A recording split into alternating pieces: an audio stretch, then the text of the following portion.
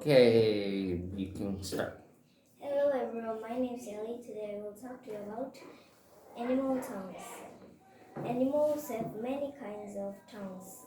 They use their tongues to get and eat food. This anteater has a long, thin tongue. This lizard has a tongue with two parts. This giraffe has a dark and strong tongue.